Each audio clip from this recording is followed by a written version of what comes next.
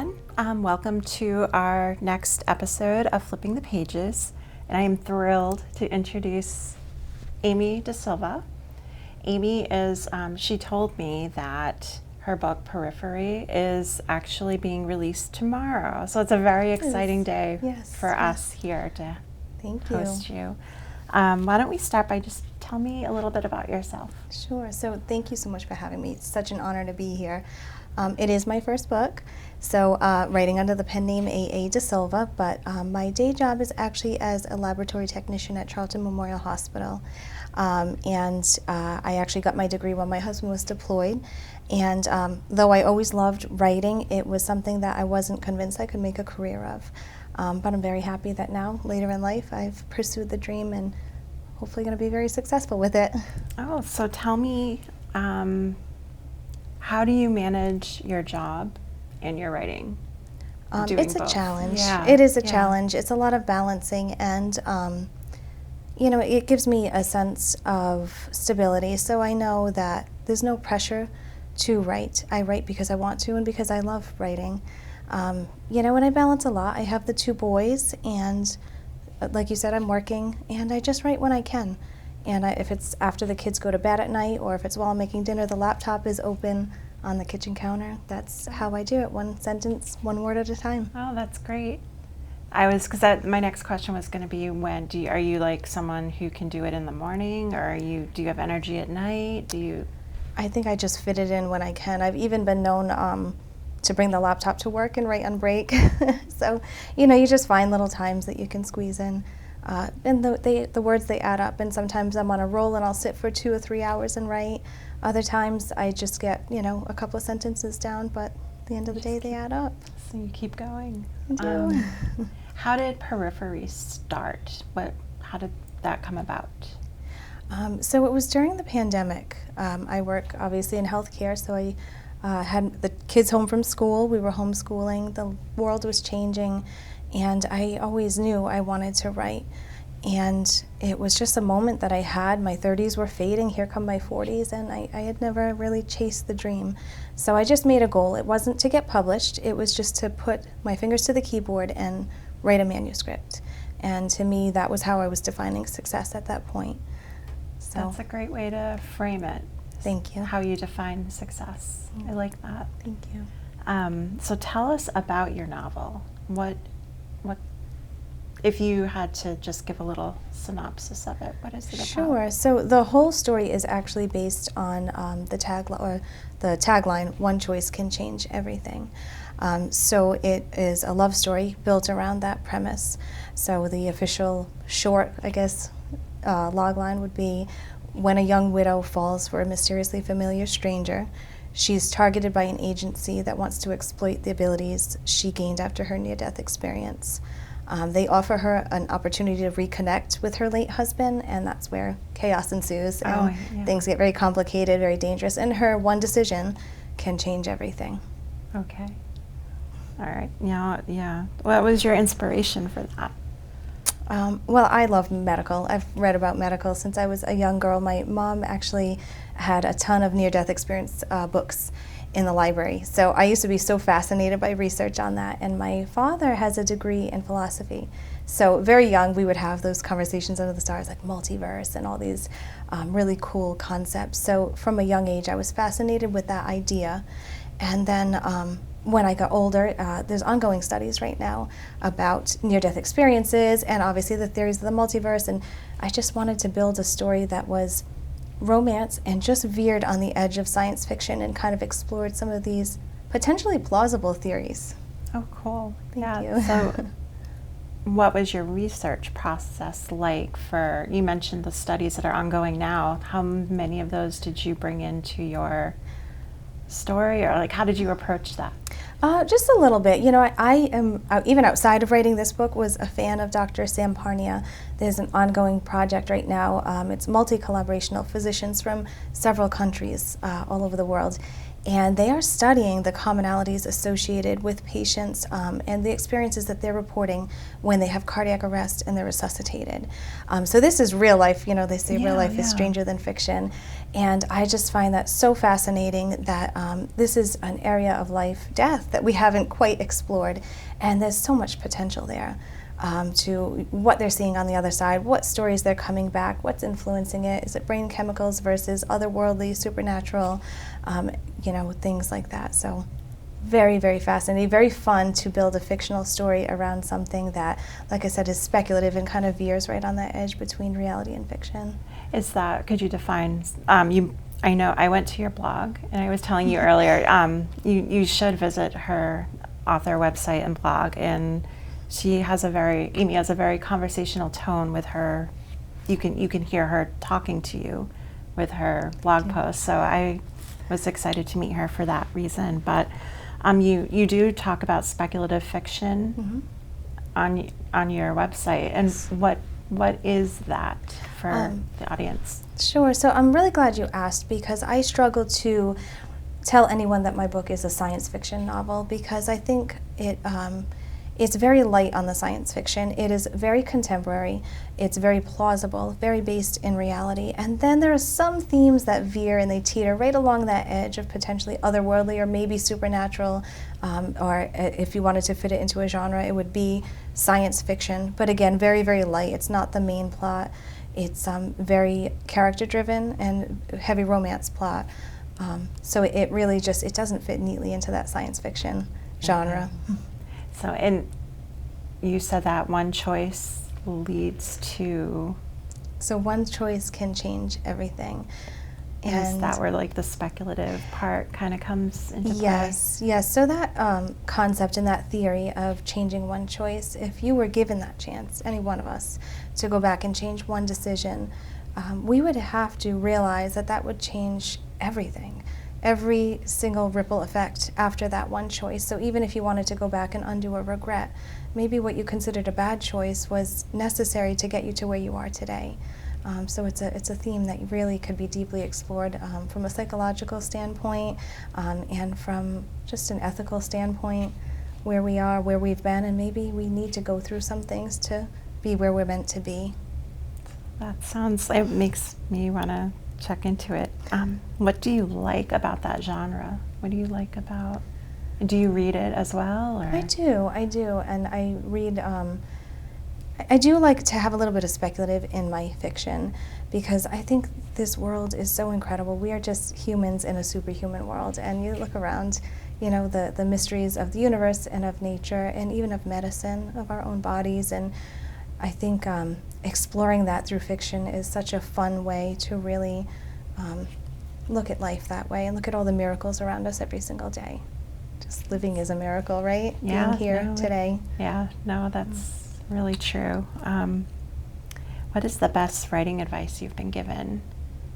So I think the best advice I've heard or been given is that you need to simplify and just sit down and write. There's no secret recipe. Having a great laptop is not going to write the book for you. Having an office with a view will not write the book for you. But you just need to sit down and write. And if that's in a notebook or on a typewriter, so be it. I like to often say, I wrote this entire manuscript on a broken laptop. And my husband, poor thing, it drove him nuts. He said, let me just get you a new mouse or get you a new I had a big dead spot on the screen. And I said, I don't want that pressure, because if I spend thousands of dollars on this equipment or on getting a desk or setting up an office, it's so much pressure to finish the book. I want to do it because I love it. And so I finished it on this broken laptop, and you know, the rest is history. And by book 2, he bought me the new laptop. Yeah, I was going to ask you that, if you got the laptop. He bought me the new laptop. But so the moral of the story, the advice is just sit down and write. You can't edit a blank page. So. Oh, that's great advice. Thank you. That's great advice. Now, and you mentioned book 2, so tell us about book 2. So book 2 is very easy to intuit where it's going from the epilogue in Periphery. It does get a lot more everything, a lot more suspense, a little bit darker. It veers on the edge of psych thriller, still keeping that little supernatural undertone. extremely character-driven. We delve deep into their histories, their backgrounds, what motivates their behaviors. I pitched Periphery as one choice can change everything. And when I pitched the sequel, it was an examination of the moral compass that we use to make those choices, how we justify the choices that we make. So yeah, I'm really excited about book 2. That's exciting. So it sounds like they're the same characters. Just same characters, yes, continuation. Seeing more of a moral challenge? Yes, facing a lot more heavy challenges. Book 1 is heavy romance plot. By book 2, we're going to go through, those characters are going to go through a lot. It's going to be, like I said, a lot darker, but always a happy ending. Did you have an inspiration for your characters? That's a good question. I can't think of a particular inspiration. I knew that my main character, I wanted her, the female, to be a very strong lead, and I wanted her to be intelligent. That was important to me, is to, not everyone can be a Feyre Archeron, you know, the hunter in the forest. Or, right. So her superpower to me is her intellect, and I really wanted a strong female character that had that power. How did you go about, once you knew, you just had that really basic kind of idea, how did you further develop them? So just putting my fingers to the keyboard, and the story, I'm not a plotter at all. So I sat down and the story started to tell itself. And I actually got to know the characters while I wrote the story. Oh, all right. And sometimes even I would look up at my husband and be like, oh my gosh, I can't believe he just did that. It really, the story just started to take on a life of its own, and especially by book 2, they were so well developed. Their arcs are very, very well defined that it was, to me, so easy to write. Oh, that's, yeah, because you did mention it was character driven, so I'm really interested in how you got them there, but it sounds like they kind of grabbed you. They developed themselves. They all became extremely unique characters with their own histories, past, thought processes, moral compass, ethics, and very exciting to kind of be able to write these characters on this broad spectrum of, maybe morally gray all the way up to Mary Sue, It was a good time writing it. Did did you have the idea of a plot for your first book? Or even like going into your, did you have like the basis of an idea? Oh yeah. So you said you weren't much of a plotter, but I know, like, how did you outline? Like some authors use outlines to kind of get them moving. I wish I was that organized, but no, I really didn't. I used that broken laptop and I just sat down and I knew how I wanted the story to open. I wanted to open right in the middle of a tragic accident, and the aftermath after that makes for, really easy way to tell the story. So starting right in the center of the inciting event. And but the concept had always been there. I knew that I wanted to somewhat explore the idea of, a multiverse, and the idea of near-death experiences and what is happening when, somebody goes and then is resuscitated, and different things that can happen after that. I knew that concept. I just had to develop it and create the characters and put them through it. Okay, all right. And I feel like I'm all over the place, but when you're dealing with those kinds of alternate places in your story and characters, and how much of a challenge was it for you to edit, to keep what you wanted to convey to the story? And like you mentioned earlier that it was like plausible events. How do you keep that sense of plausibility throughout your story? I would like to credit maybe a little bit of my medical background, because that does play a role in how they're accessing, in the accident that they go through. So I moved it in a very linear, very easy to access and understand timeline. And it's actually towards the end of book 1 that you start getting a little bit deeper into what's happening at this agency and how they're accessing and what the potential, ethical implications are of accessing the multiverse and different things like that. By book 2, it does go much deeper, and we're actually on a dual timeline between two realities. Yeah, and that was a challenge, and I loved that challenge. And I made it very easy. I think somebody who has never read sci-fi before would, it might actually even get them into the genre, because it was written in a very easy to understand way. No, it sounds like it crosses genres so that it is It really does, accessible. Yeah. How far along are you in your second book? It's complete. It's complete? It's complete. Oh. It's under contract, and it's releasing in 2025. Oh, yeah, congratulations. Thank you. Thank you. Yeah, no, so we've already great. Passed it back and forth, my editor, a couple of times, and now I'm just waiting on probably one last read through, and then we'll get to the galleys and start sending out for advanced reader copies. Wow. Yeah. So it should be pretty rapidly releasing. Yeah, you're moving right along. Yeah, I hope so. Wow. So what was that process like? When did you, like when you have your finished manuscript, what do you do next? Like, how did you decide to send it out? Who did you decide? Like, how did that process go for you? So that was just me doing a lot of Googling. I've never known another author personally.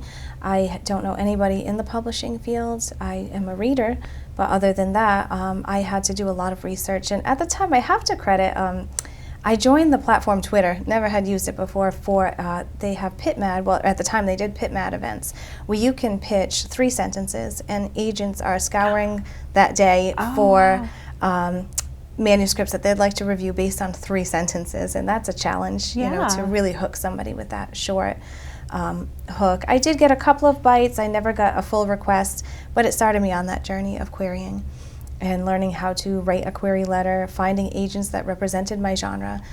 They typically have wish lists that they look for, so you want to make sure you're submitting to somebody who represents your genre, likes that style of writing, and it took quite a while. I had quite a few rejections, and that's hard too, because you know, you're getting rejected and you're like, well, I wasn't going to go this far anyway, and a month or 2 would go by, well, why don't I send a couple more out? And I'm glad I did, because sometimes you'll get full requests and then you never hear back, or you don't hear back at all. And there was one that I had sent out, and it had been maybe a month. I hadn't heard anything, and to my shock and surprise, it was actually that summer. An email came through a couple months later, and it was requesting the full manuscript, that they liked what they were reading, and the rest is history. Wow, that's great. Thank you.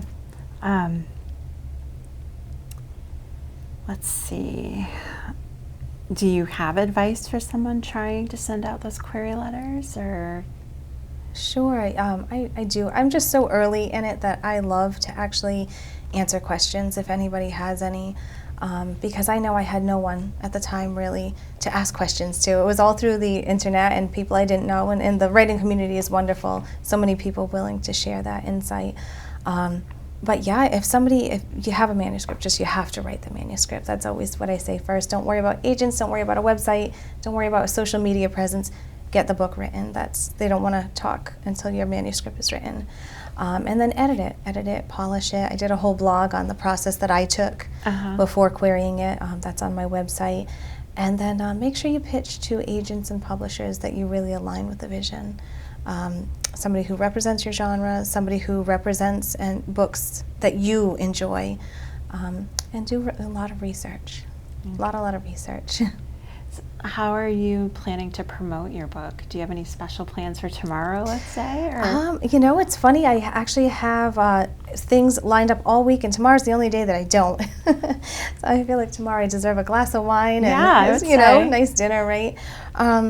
But yeah, no, I have quite a few events lined up. This was one of them. I actually have a book signing coming up at Barnes & Noble Middletown, and that's on November 30th at 2 p.m. So I'm really excited about that. The book is set locally in Rhode Island, so I felt like that was a really exciting place to do my first signing. And yeah, so a lot of word of mouth, social media, friends, and my coworkers have been amazing. So working at the hospital, I'm with such a great group, and they have all been absolutely cheering for me all along. That's so fantastic. Very grateful for that. Yeah. Are you? I'm trying to think of like the next lead in to that. do you have other plans for getting out into the community? Are you going to any like of the craft fairs coming up? But, you know, it's Christmas, everyone. So Sure, I would love to. I don't know. I feel like tables would probably be sold out at this point. I'm releasing pretty late into the year, but I definitely have thought about like open air markets. So I'd love to do library events if you have them. Oh, yeah. I'm really excited because being so new, I feel like, and going through the process that I just did, I feel I could maybe give some advice to somebody that wanted to write, and it's all still fresh in my head, and I'm still learning, you know.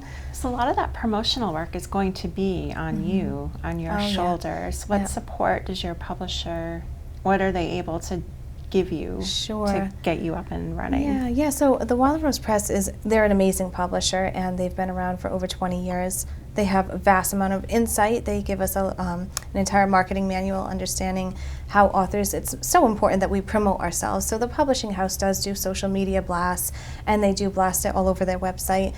But really, it's an industry where you have to build relationships, because you can't sell a book the way you sell a movie or a product. You know, here, try my product. Right. So it really is going out into the community and meeting people, your target audience, of course, that would potentially like your book, and telling them about it, and what kind of themes they can expect, just like the questions you asked me, and really trying to sell it that way. And then word of mouth, hopefully they tell their friends, and that's like a whole nother job, almost a whole nother challenge. And we had talked about, we both feel that we're shy and we're introverted, so this is a lot for us to put ourselves out there. So I really commend you for that, especially because it's like your work. And it's a big challenge. I say it's the first time I'm exposing my heart, you know, and it's something that was always so personal to me. My writing, I've been doing it since I was a child, and that was my hobby. It was my reprieve, and now to share it, and that's going to be shared to people that are going to love it. Maybe they won't love it. So it's very vulnerable, on top of being an introvert, on top of that, you know, and usually being not so much in front of crowds or in front of people. But I believe in my writing. I believe in my work, and I hope that others I even hear it just in your word choices, and you're probably not even thinking about them, but you have a good way of positioning and putting together words, and even like just talking to you here. Oh, wow, thank you. So no, and that's not easy for me. I do better in writing than I do in person. Yeah, we talked about that too, about how when you're quiet, you can just kind of like really put the thought that you feel deserves into what you're trying to communicate. So absolutely. And I think whether it's fiction or art, you know, we're all in this human condition together, and we all have to find something that we connect with each other over. You know, it can't always be these inflammatory topics that, you know, the world is. I love bonding with other people over great books. What's better than that? Or a great movie. And I think it's just a nice way to connect with other people and remind us that that's, you know, really a great way to connect with people without it always having to be controversial or, you know. Is there a place we can find your books? How would we go about So I them? do have a universal link on my website, aadesilva.com, but the books actually are available at all major retailers worldwide. So Amazon, I believe it just dropped in at Walmart. It's at Barnes & Noble, Kobo, Books A Million. I want to say it's bookshop.org, where they support local. So it's pretty much anywhere books are sold. So that's great. Thank you. Congratulations. I am thrilled for you, and I hope you have a great day tomorrow. Thank you. Your first official day as an author. I really But you've been writing, so that doesn't really count. But oh, it counts. It's going to go out in the world, my first ever publication, so I appreciate that. Thank you so much, and thank you for having me. Oh, it's been a pleasure. Thank you all for meeting Amy DaSilva. Thank you.